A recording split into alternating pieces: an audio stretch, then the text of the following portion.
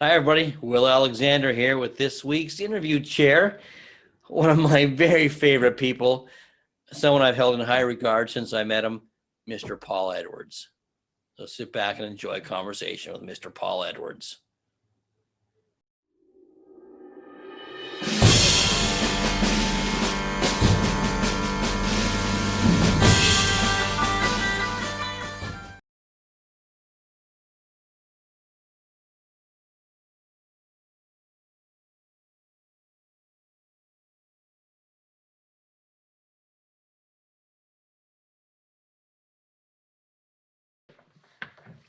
Hi, everybody. Today on the interview chair, we have one of my best friends. I love this man, Mr. Paul Edwards. Hey, Paul, how are you?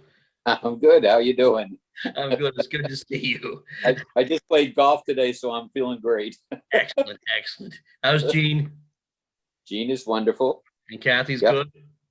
Kathy's terrific. You know, we're all running the kennel on fumes. Oh, wow. You know, the pandemic took its toll, but it's starting to come back now. You know, Good, good. And you're still in charge of keeping the place looking beautiful? I'm the groundskeeper. Yeah, you're the ground. They don't allow me in the office.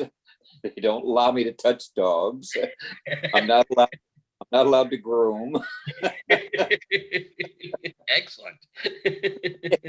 And you know, if you go in there and start shaking your hand with the scissors, they say, no, you can't groom anymore. And that worked. Excellent. Let's see your hand now. Just right. It's perfect. It can hold a golf club. All right, let's get started. Tell me how old you were and how you got started in the sport of dogs, Paul. Well, you're not going to believe this. I'll believe it. I believe everything you say. I always have. I was 10 years old. Literally, I was 10 years old, and my best friend in school, and I don't know what grade 10 was, but that's when we started. We worked at a Great Dane kennel. It had 100 Great Danes. It could board 200 dogs. Everything was outside, and dogs were not in houses. They were in dog houses outside. Well, And where I was there. was this? It was in a little town called Yardley, Pennsylvania, and which is where I grew up. Just a little town of 3,000 people. The kennel was huge. It was run by, well, his father used to import wild animals for the zoo. Bear, tigers, monkeys, and he was an importer from wherever they came from. And they would come. We had bear runs, which were literally a run that a bear could not get out of. And there were monkey runs, and at one point a bunch of monkeys got loose and were running all around the place. Now this is back in the early 40s, I believe. But he was a big importer of animals. The two sons, one was a vet and one was a breeder, and he ran a boarding kennel. And he was president of the Great Dane Club of America. He knew Lena and he were best friends. All that whole era, he knew all those people, and as a result, I knew a lot of those people, but only because everybody brought their puppy Great Danes to be cropped by this gentleman. Oh. He was a true dog man, and you know, you've got what's her name with the schnauzers. Geez, I can't think of her name now. You know, she does all the cropping there. She did all the cropping, but this guy literally did so many Great Dane croppings. It was incredible. He'd have a cigar in his mouth, and he'd lift these ears up, and he put a ear on a Great Dane that just made that dog look so elegant. It was unbelievable. I mean, that's just who he was. And I was there for 10 years. I started in 1952. I worked there until I graduated. When I graduated, I hitchhiked to New Orleans, and I was in New Orleans for about 4 months, and then I came back and worked for him for another 2 years, I think. And that's where I learned how to groom. In 10 years' time, the kennel was a huge kennel, and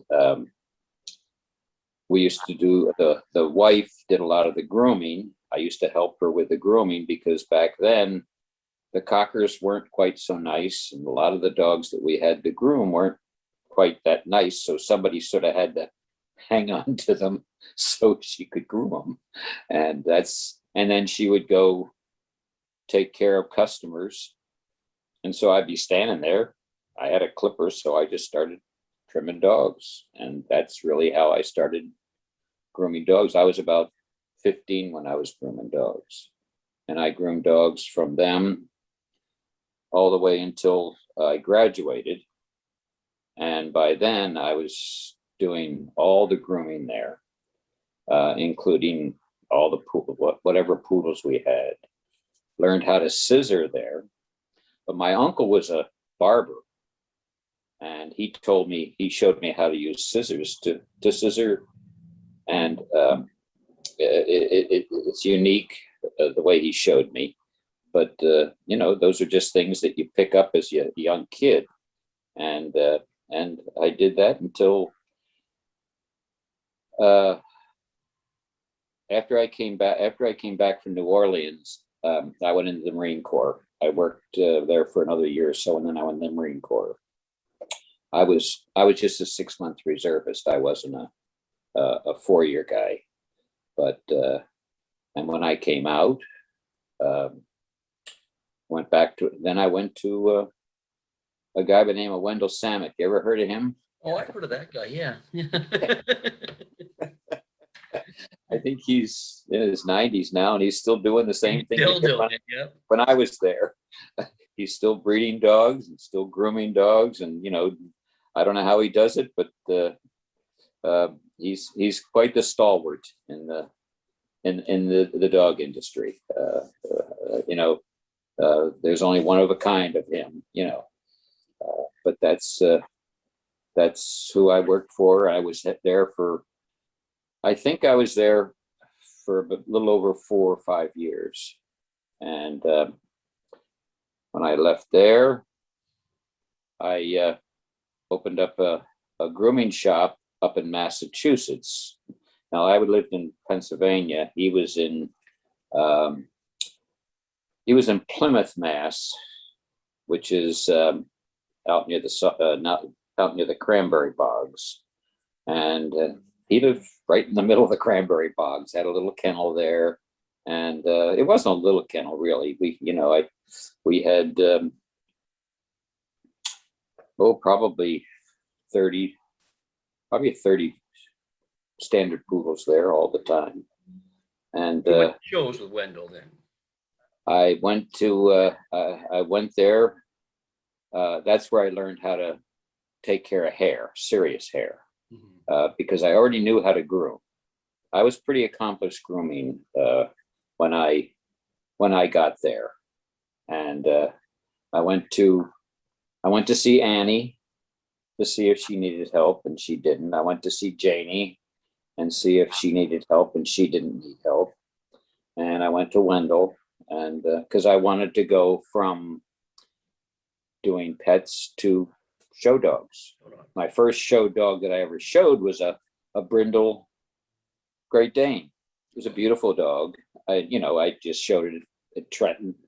No big deal. It was just a thing, because the Danes that he had they were beautiful. They were just beautiful, and he was a very accomplished breeder.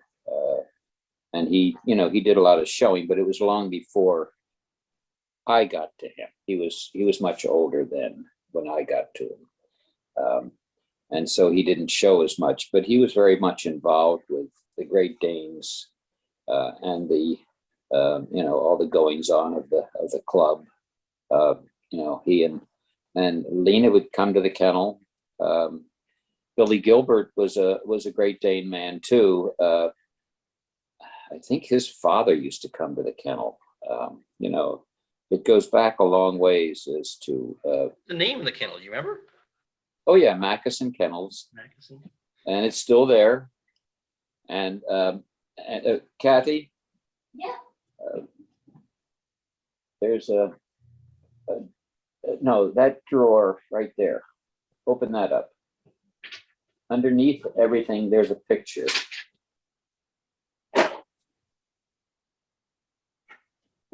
Yes. I got a picture to show you. Okay. Well, I want you to scout. Oh, there it is. Oh, geez. Well, I want you to scan that and send that to me. Okay, she wanted her to scan that to you? Yeah, and send that to me. I'll upload it to the Facebook link, or you want me to send it by email? Email's perfect, yes. All right, I'll reply to the email you sent me. Thank All right, you.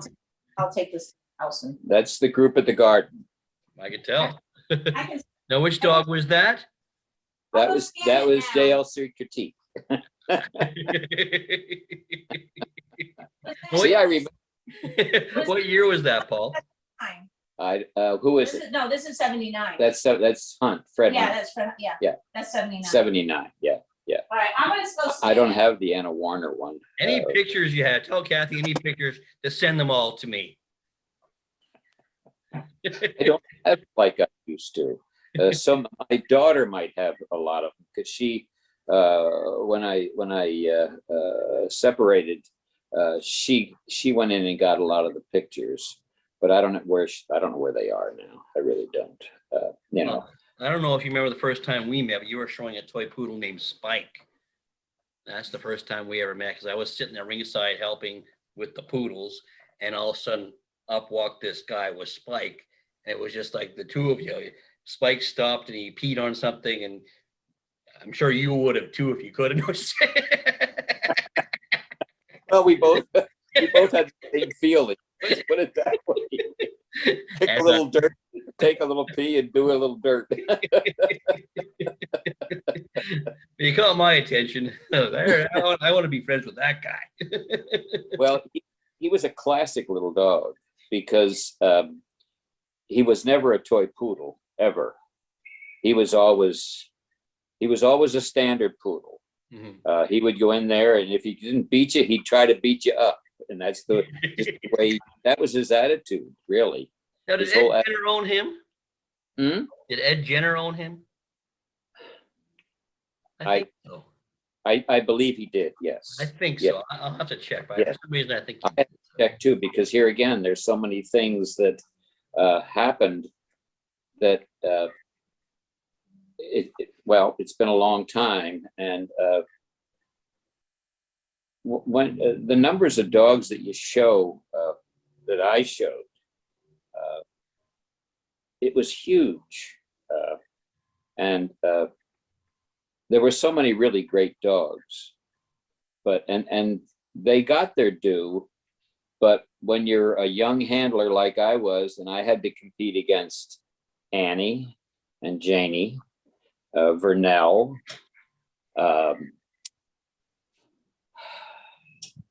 there were at least 6, Bud Dickey, there were 6 or 7 people that you had to compete with just to get a ribbon. Yeah. This wasn't about getting the first place.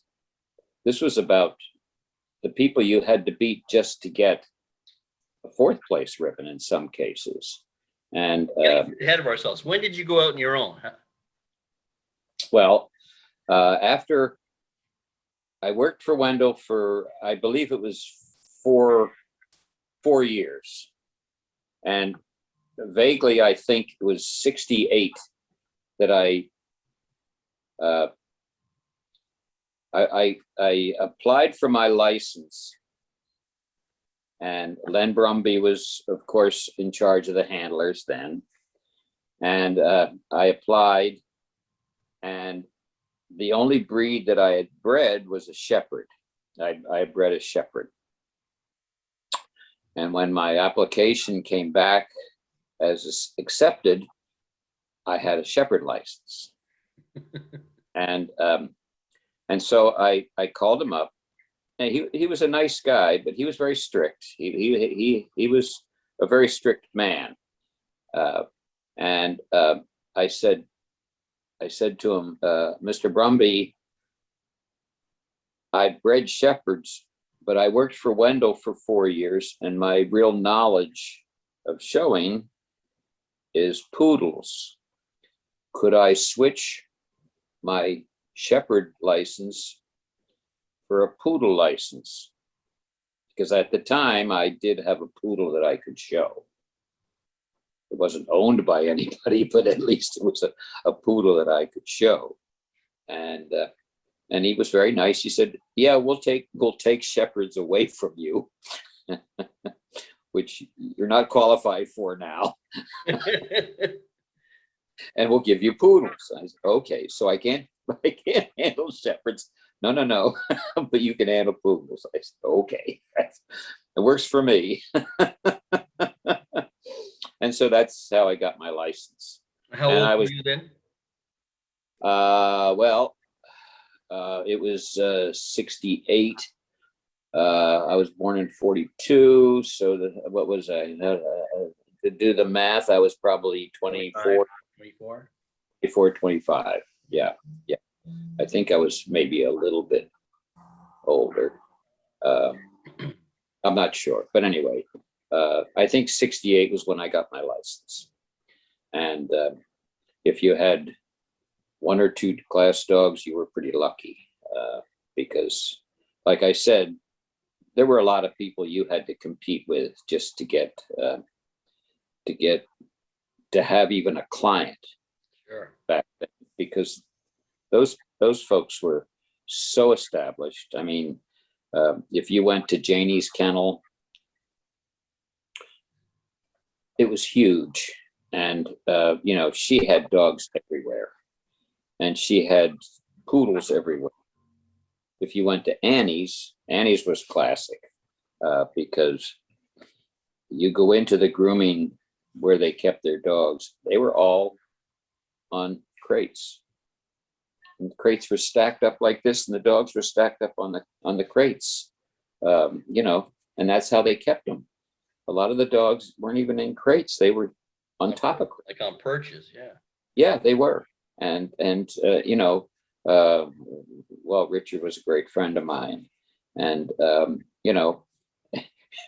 it was like a circus. You went in there, he controlled this huge circus of dogs. This is Richard Bowers, in case nobody caught on to that. So, Richard Bauer, who was Annie's right-hand man, and then when she retired, of course, he took over, and we were never on a par, because he had just done so many accomplishments over the years, and I was like this young guy just trying to get started. But we became good friends, and we became good competitors. And here again, that's the way it was too. We were all competing, but we were all good friends. We had a great time, and that was the difference from then to today, because we all traveled together. We all had, as my string was starting to grow, and as my string grew, you get closer to the people, and not necessarily all the poodle people. I was a little different than the rest, but is that the way I should say it? I'm not sure. But we had a great time.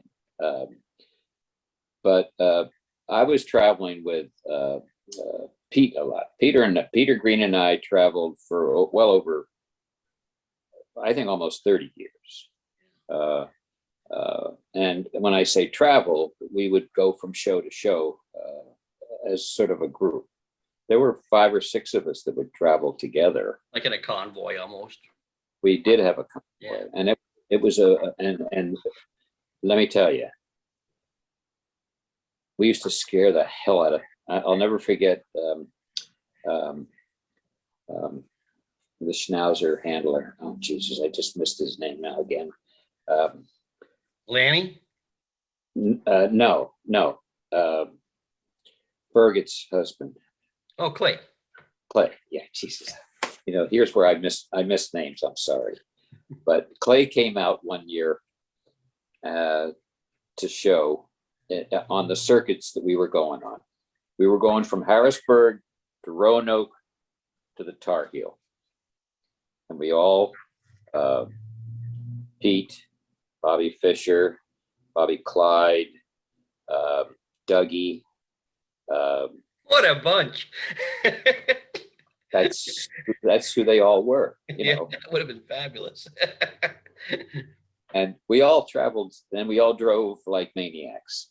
I mean, literally, we drove like maniacs. How we traveled, you know.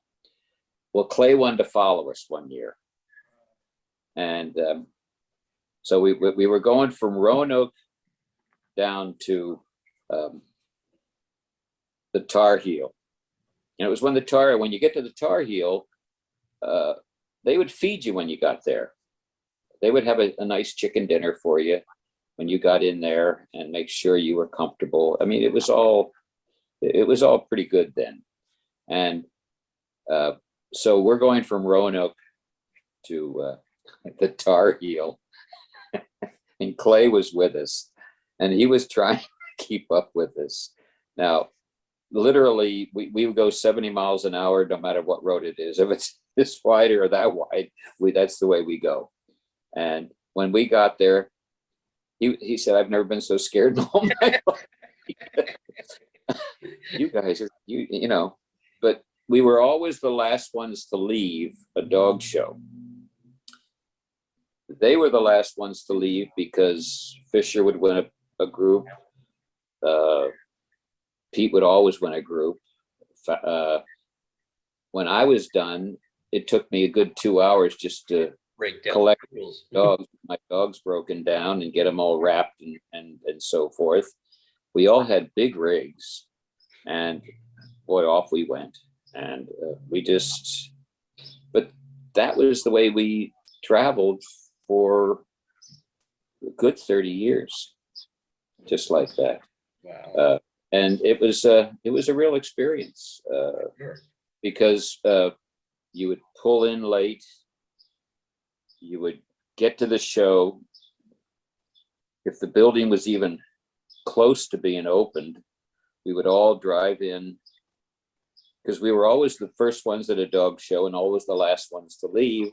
So 5 or 6 trucks would get to the dog show. We'd beg the guy to let us get in, unload our dogs, get them all settled. And then we would all go to the restaurant and eat. And that's the way it was. That's the way I remember my life for that whole period of time.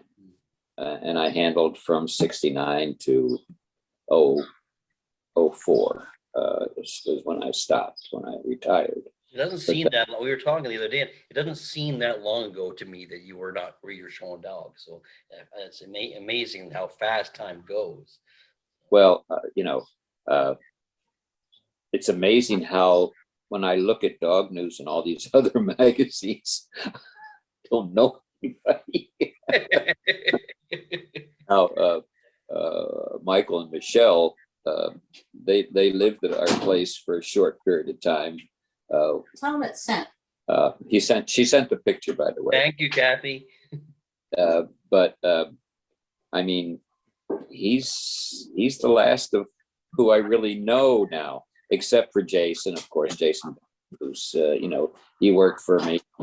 You know, but there's so many of the people that that we all drove with, just aren't there anymore. Like how dominant we all were, because in the well, I won the garden. I won the group at the garden in '79 with critique, JLC critique, and I won the garden in '81. Barbara with the brown under Henry Stecker. She won the group under Henry. Barbara, come on Partridge? now. No. Humphreys. No. Humphreys. Barbara Humphreys, yes. She won the group. I won it in '79. She won it in '80. I won it in '81 with critique. So I got beat that one year, which that was the year I could have gone best in show. That's what you always say. I could have gone best in show that year. But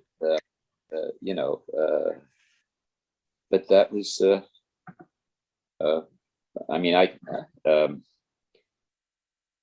can go on from there, but those were real serious years when, and the number of dogs we finished the numbers were huge, because as a poodle handler, you always had an open dog, open bitch and toys, specials and toys. You always had an open dog, open bitch, specials and miniatures. You always had an open dog special, and so on in standards. So, you were carrying a large number of dogs. I had a lot of people working for me, but I also had a lot of Japanese. I used to have 4 Japanese at home taking care of dogs and 4 Japanese on the road, and because we had so many dogs, and we finished so many dogs. I used to have 3 and 4 backup dogs in the kennel growing hair, because we would finish them so fast that we had to have dogs backed up and ready to go. And you double entered all the time because, you had to get your majors taken care of. So you double entered 2 dogs, and sometimes I had 2 open bitches just to keep the majors going. But I finished a lot of dogs over the course of close to 75 dogs at one time. I was doing during the course of a year, just showing the class stuff. You didn't depend upon specials so much. But then, as time went on, after Tiki, I did pretty well in specials after Tiki, and it was just you had to pay your dues to get to where you got to, because you had to beat those folks. Some of them retired, so that sort of every time one retired, I moved up another notch. I wasn't exactly. It took a long time to get to that top notch, that's for sure. You've had a lot of apprentices over the years, assistants. Like I remember, Jason, obviously, and I remember David. Any other ones that come to mind that you? Well, Coco, Coco? Coco came from Japan. It was incredible how she showed up. Because I had been to Japan. They asked me to come and do seminars.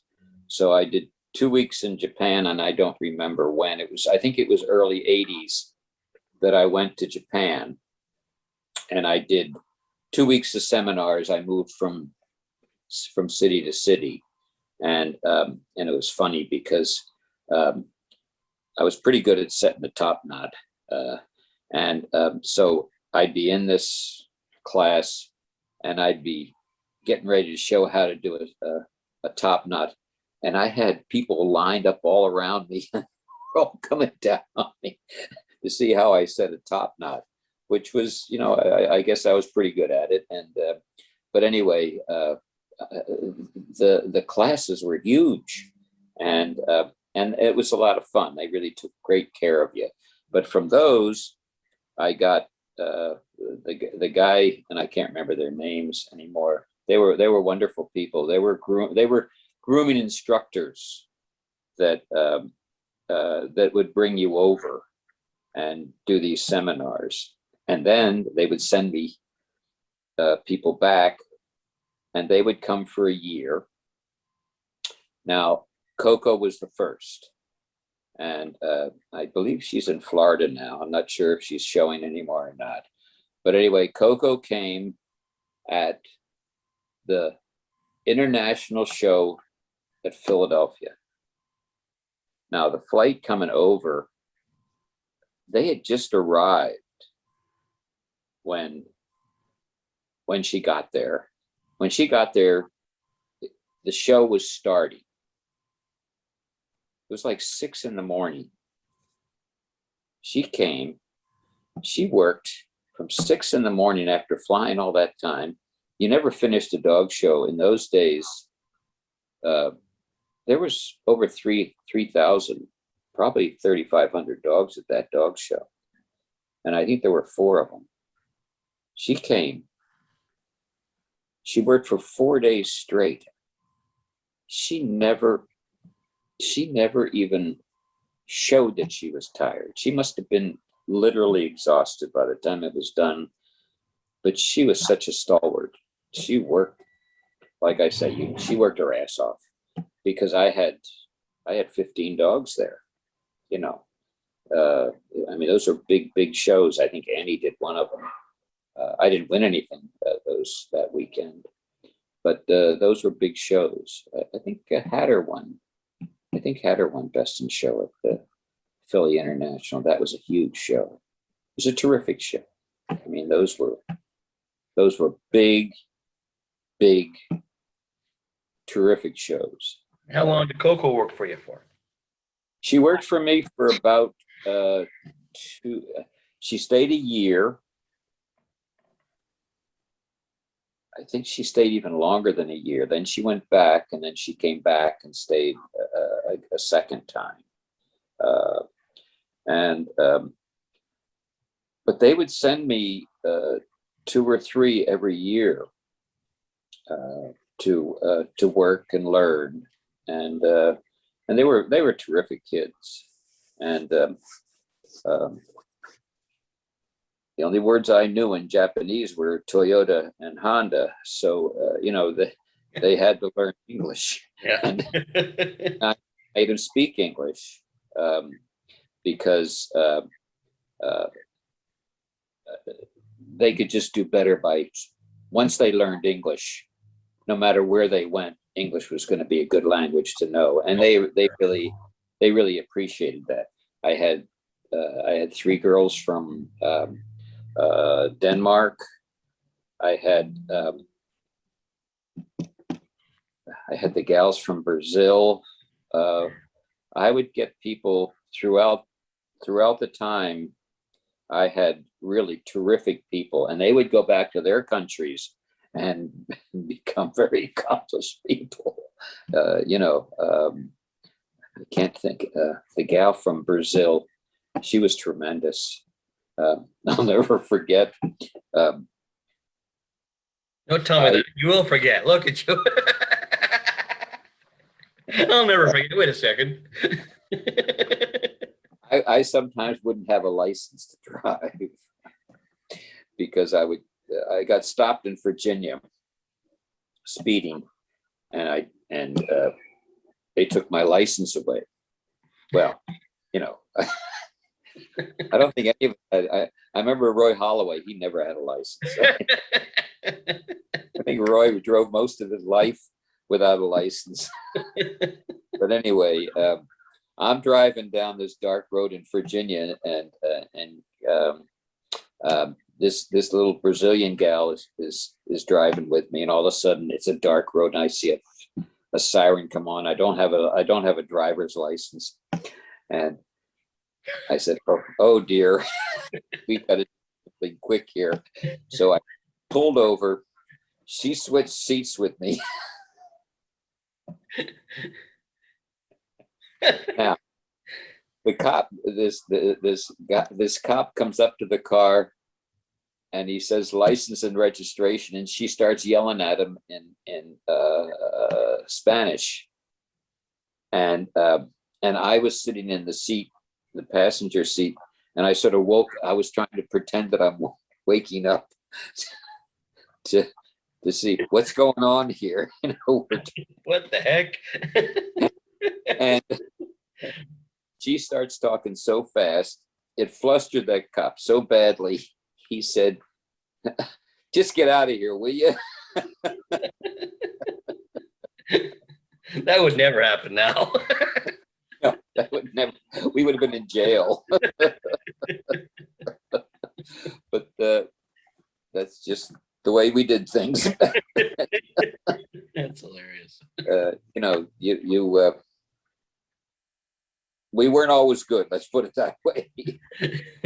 You mentioned earlier when we were talking before we started this about I think it was Richard. You said Richard taught you to spray up. Well, you see, when I went to work for Wendell, I was the one that had to do the spraying, and I'd never really done that before. So I would go and I would watch Richard spray. Now, when Richard sprayed, he would be brushing a dog. We'd lay a dog on their side and we'd brush the dog sideways while they're laying down. And Richard, as he brushed his dogs out, he sprayed the dogs up. So they were being sprayed sideways like this. And I watched this process, and I thought, you know, when a dog is sprayed like that and they go in the ring and shake, the hair can fall apart. So I decided I'm going to spray different. Instead of spraying the way he sprayed sideways, I started spraying by bringing the hair forward in layers and spraying. Mm-hmm. So when they shook, the whole thing would move instead of coming apart. And it did work. It really did work. And That's the way most of it's done now, I think. So I think so too. Yeah. Yeah.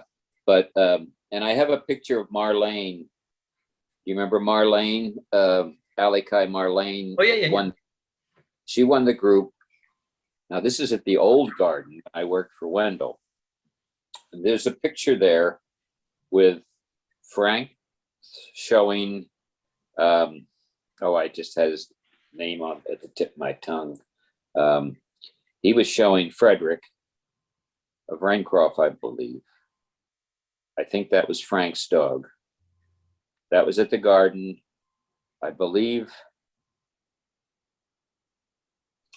It was at the old garden, and I think it was either the end of 69 or the beginning of 70. I'm not sure exactly when it was. But anyway, the owner of Frederick was a gentleman who was a director in Hollywood. And he had put an advertisement in the New York Times congratulating Frederick for winning the garden.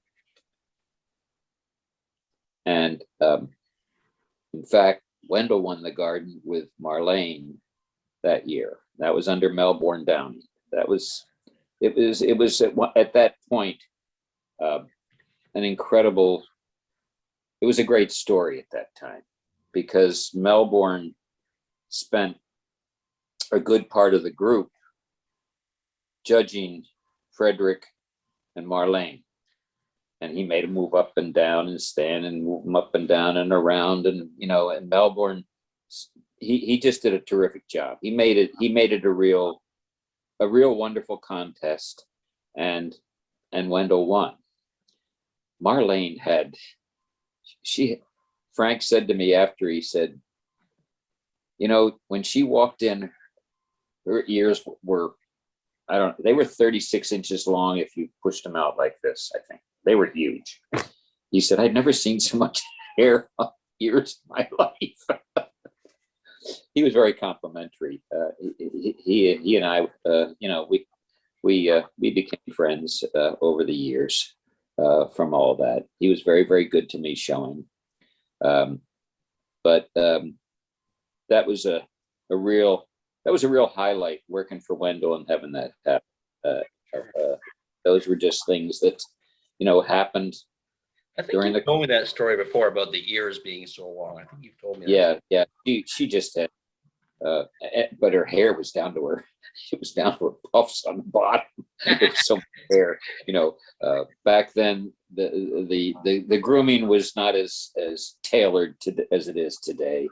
The kids today, they're really terrific. They, I see the pictures in the magazines, and I marvel at how,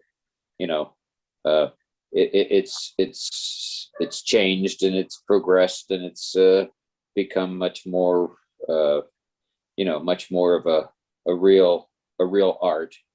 Oh, it's always an art. I just think it's just as the generation, people that the new generations take from the old generations and make it their own. So it's yes, exactly. Evolution of it all. I haven't been to PCA that often since I retired, but the couple of times I've been there, watching that standard, best of breed class. It's incredibly impressive to watch that and see all those dogs out there. It's really something. You're talking about the new handlers. What advice would you give to someone that wanted to be a handler now? Would you, besides run, but but what advice would you give? Well, that's a hard question, because I don't know. You see, back when we were doing it, I was not a breeder ever. I never pretended to be a breeder, but back then there were so many big breeders, and you didn't learn how to handle from those breeders, but you learned about dogs from those breeders. It was like my first job with the Great Dane guy, the owner there. He knew so much about animals and dogs, and the breeders that we handled for knew so much about dogs. Didn't know anything about handling, but knew about dogs. We had to figure the handling part out. But just working with and training and understanding the dog, that's the first thing you have to do. You have to do that first before you become a handler. Then you get to the finer points. But working with breeders to understand about what makes a dog tick, and every breed is different. Every breed has a different. A shepherd is nowhere near like a poodle. A terrier is nothing like a non-sporting breed. There's just nothing that you can. But a lot of the basics are the same. They don't act the same, but a lot of the basics are the same. How to raise them, how to give them their shots and their worming and all that. But you really have to learn about the breed you're going to show before you actually really start showing it. And that's, I think a lot of these junior handlers probably have that opportunity. And I think that's where a lot of them are coming from now, from the junior handler area of the game. But when I first went to work, I had no idea about, becoming a handler. That was the last thing from my mind. And now today I feel the same way. We have a big boarding kennel here, and it's what I grew up with. It's what I was the most familiar with, and they let me come in the kennel once in a while and say hello to the dogs. But other than that, they don't let me in very often. So you never had any aspirations to judge, Paul? Yes, I had a lot of aspirations to judge, but from the time I started handling dogs till the time I retired, I had to schedule myself 3 weeks out. I had to make sure that I had that entry in, and I was committed 3 weeks hence. And when I was finished judging, I didn't want to do that anymore. I didn't want to have a commitment. Oh, schedule. I did not want to schedule anymore. I just didn't. I had run a schedule for the whole time I've been showing dogs, and I was tired of that schedule. And yes, I would have loved to. I always enjoyed whenever somebody asked me to judge, a match show or whatever. I was happy to do it, and I enjoyed it. But I just did not want to be committed anymore. I was tired, and I just there was just no appeal there. What would happen if that phone rang now and it was a poodle club and said, Mr. Edwards, we want you to come and judge our specialty? Would you do it? Oh, I would do it. Yeah. I'd be worried now, though. I would seriously be worried not being in it for as long as I have, not touching a dog, I mean, Jason brings me these dogs to look at, and sometimes I pick them right, but I'd be worried about picking them right now. I think it'd be like second nature. You'd be fine. I'd probably screw it up. I guess it's like a bike, but I'd really be worried about it.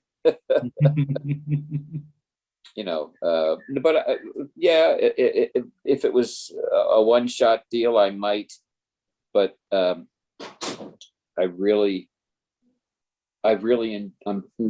enjoying my life now. We used to keep 40 to 50 dogs in the kennel all the time, grooming.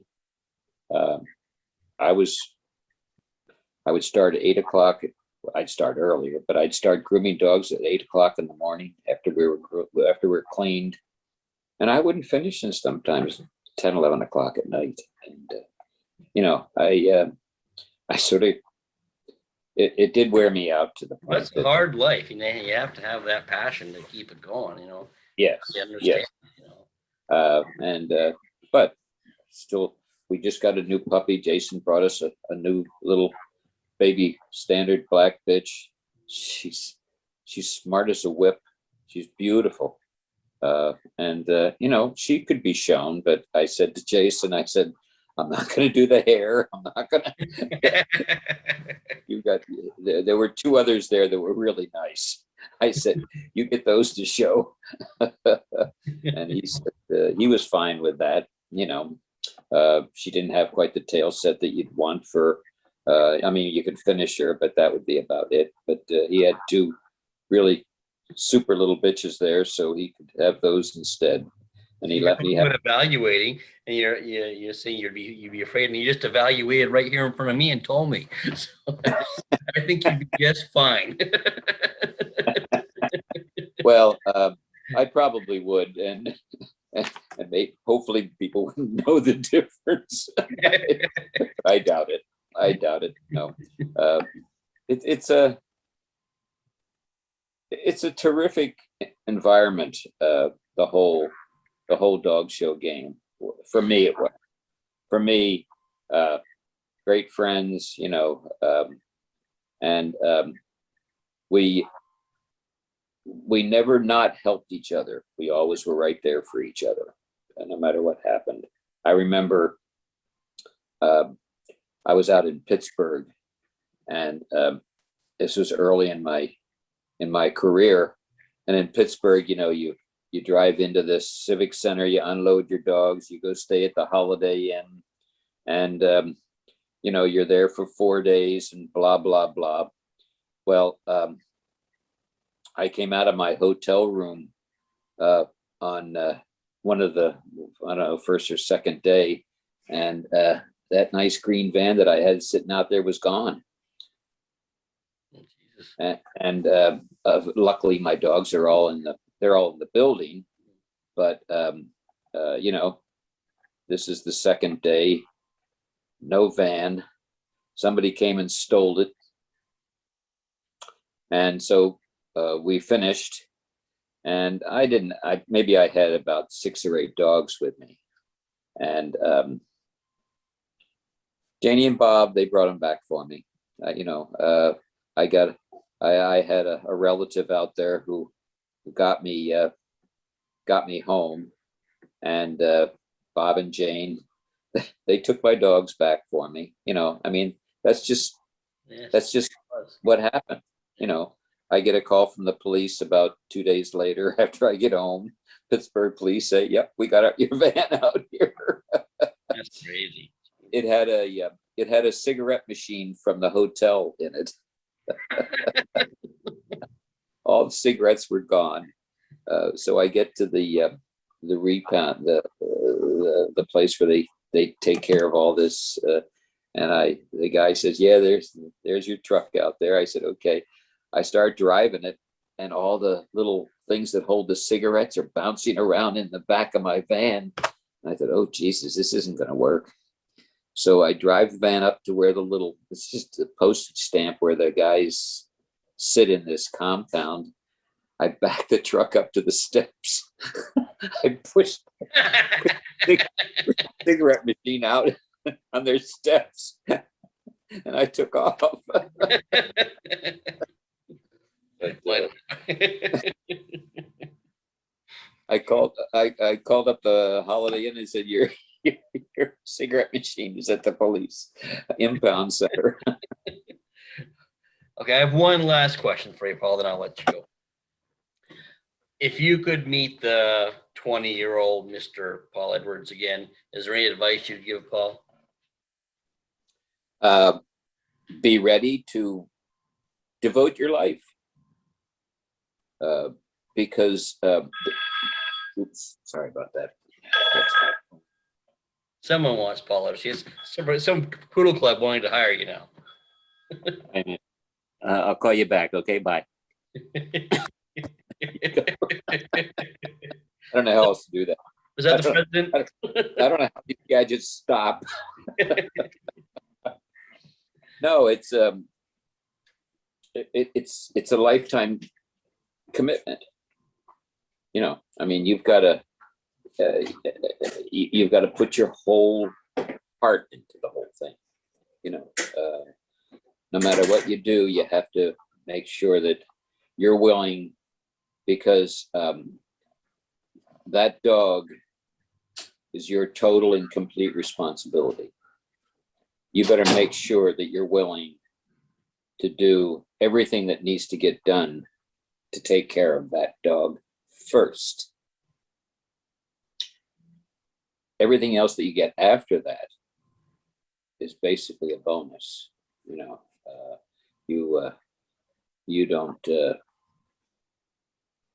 don't get up in the morning, you don't go to bed at night until all that is taken care of, and that dog is really healthy, happy, and if that's all there, then whatever you do with that dog is going to be nothing but bonus. And great advice for that. That's the advice for the new handlers for sure. That's the way in the growing up stage of all I had, and that's why I say, I was fortunate to work for a real serious person, because he knew everything about. He was that old Great Dane guy. He was unbelievable. But and Wendell too. Wendell. He was a master at making sure that dogs were really taken care of well. There's our new little puppy there screaming. Back here, yeah. On a personal note, I got to tell you, whenever I went to shows down there, I always looked for you right away, because I liked hanging around you. hearing all these stories. So. Well, there's a lot more. Well, maybe we'll have to do a Paul part 2 then. Well, I got to tell you, the last years with Tony and Martin Sosnoff, they were truly, and I you know, when you're handling the way I handled, you never wanted to be one owner's handler, but I must say, they were the best. You know, I had a lot of dogs with them. I showed a lot of dogs with them. I won a lot of dog shows with them, and I probably did my best years with them as far as winning the groups and best in shows. She was a real. Now, she wasn't a breeder by any sense, and you would never learn about dogs from her.